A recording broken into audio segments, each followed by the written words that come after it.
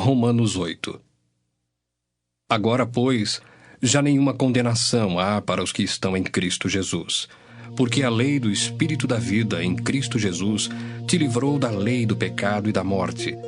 Porquanto o que fora impossível à lei no que estava enferma pela carne, isso fez Deus, enviando o seu próprio Filho em semelhança de carne pecaminosa e no tocante ao pecado, e com efeito condenou Deus na carne o pecado, a fim de que o preceito da lei se cumprisse em nós, que não andamos segundo a carne, mas segundo o Espírito.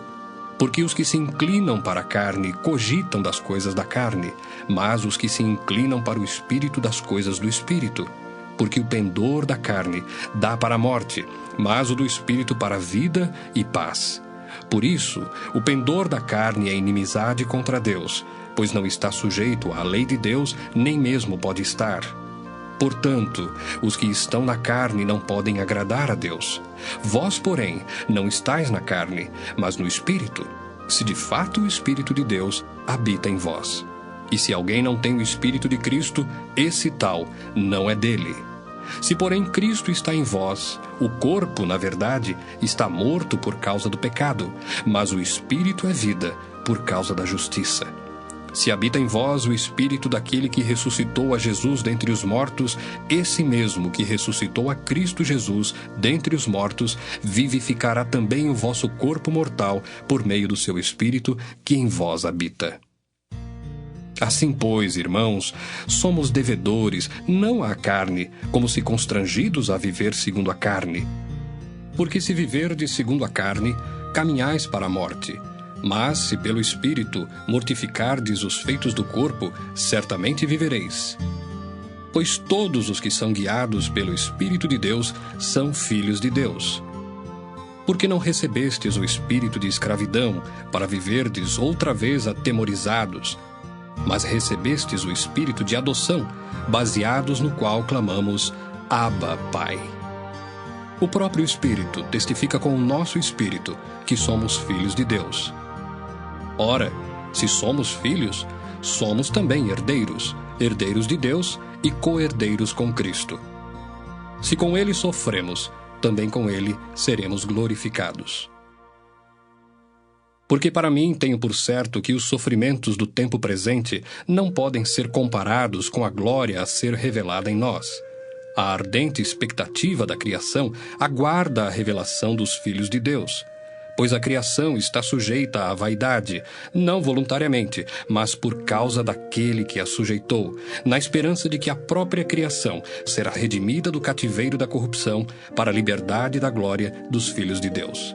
Porque sabemos que toda a criação, a um só tempo, geme e suporta angústias até agora.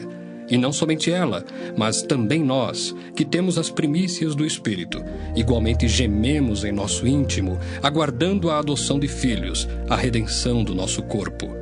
Porque na esperança fomos salvos. Ora, esperança que se vê não é esperança, pois o que alguém vê, como o espera? Mas se esperamos o que não vemos, com paciência o aguardamos. Também o Espírito semelhantemente nos assiste em nossa fraqueza, porque não sabemos orar como convém, mas o mesmo Espírito intercede por nós sobremaneira, com gemidos inexprimíveis. E aquele que sonda os corações sabe qual é a mente do Espírito, porque segundo a vontade de Deus é que ele intercede pelos santos.